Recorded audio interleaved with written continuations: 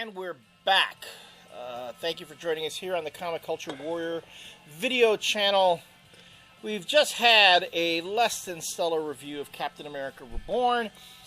We are now moving on to Uncanny X-Men number 513, Chapter 2 of the Utopia storyline, the crossover between X-Men and Dark Avengers, as scripted by Matt Fraction. In this issue, artwork by Terry Dodson. Terry and Rachel Dodson. All right. So, what was the issue with Captain America Reborn? That first issue was a lot of setup that didn't need to be done, mm-hmm. and now, the stuff that could have easily been told more efficiently. I hate to say it, but it's the same thing right now with Utopia. Yeah. The first issue, which was a double-sized deal, yeah, with Mark Silvestri and Matt Fraction, there was a lot of setup, and yet again, you get into this and even more setup. We were talking about how it's fairly obvious that they're setting up the Dark X-Men using this miniseries. I just realized, or I've discovered, I did a little bit of Googling and investigation on Marvel's site. There will be no Dark X-Men title, just a series of miniseries. It'll be miniseries, yeah. What? What? And they're not even written by Matt Fraction. Right. Well, Paul Cornell, I think, is writing part of. Well, I think the miniseries are going to be like short stories within the miniseries. They're not even going to be like full. And again, so to me, what is the point? I don't know. What is the point? I don't know. Okay, back to the series. We find out who the members of this Dark X-Men team are going to be, and that in itself is kind of intriguing. You have Cloak and Dagger, you have Mimic, Weapon Omega, mm-hmm. He's like the evil guardian from the North, from the Great White North. Gonna be led by Emma Frost. Don't forget Baby Wolverine. Baby Wolverine, yes. And there is one great line in that book where the reason you have to have Wolverine on this team is because people love Wolverine. Yeah. He's got to be everywhere. That was kind of fun. That was one good line. And Namor. Yeah.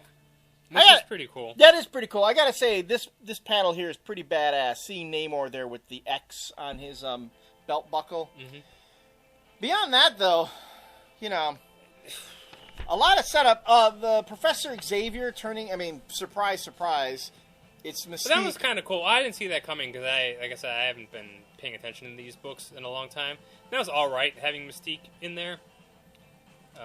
But yeah, and then there's something going on with Trask where he's got powers or something, and which I of course didn't see coming either because there was they never alluded to anything like that. It just happens in one page.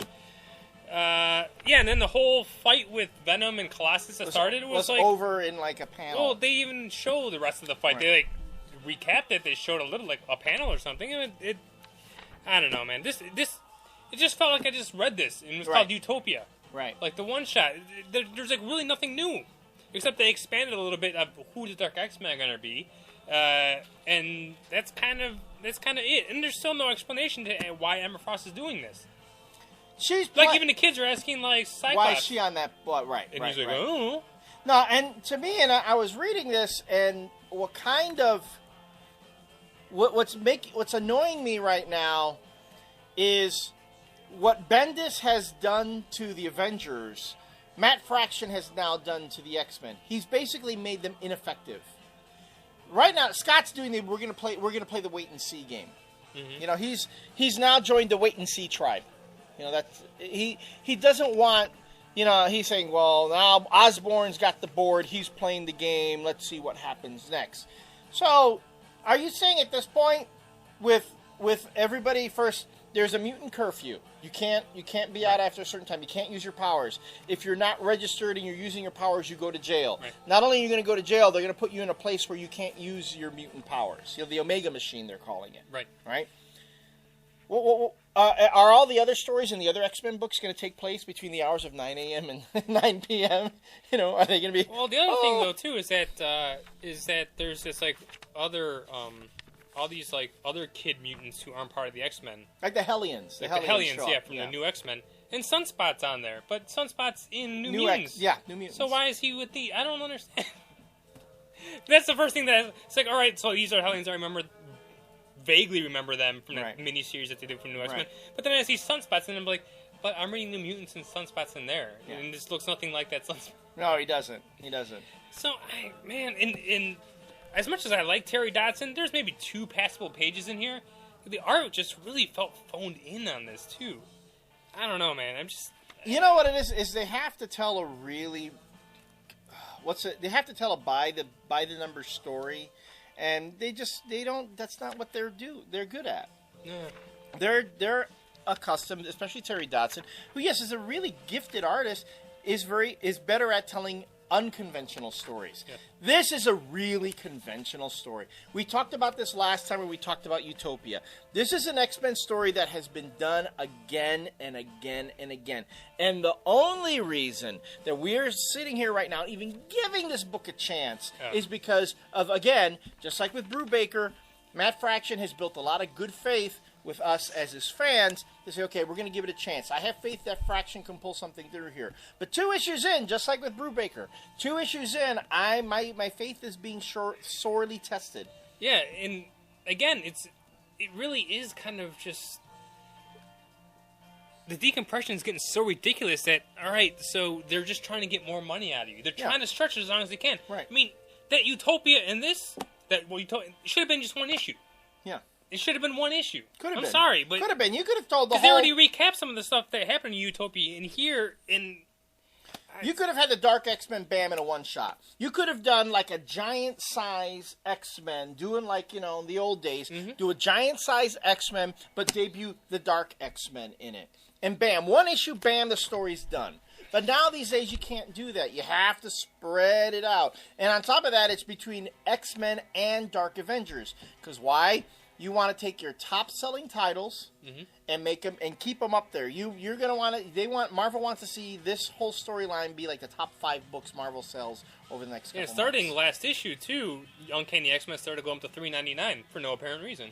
And there was no extra. There's no extra pages or anything. No, it's just like Dark Avengers. It's just going to be $3.99. It's one of those books that are $3.99. You're just gonna pay more for it now. So. I really wanted to like it. Same here. And now it's getting to the point where it's just like, all right, just fucking do something. Right. If I'm paying $4 for this, I had to pay $4 for the one shot. The $4 for the one shot was worth it because it was double sized. Yes. Right. This I paid the same amount, got less story than I did in the other one, and the other one didn't have a lot of story to begin with. Right. Not to completely rip Matt Fraction, but Invincible Iron Man number 15 also came out, and we've already praised this book up and down, and this book was also really solid. And it was a $2.99 book, and it had also the Marvel's Project preview in the back, and it didn't charge extra for it. Fine. I will say this, the only thing I want to say about Invincible Iron Man, and I mean that I hate to seem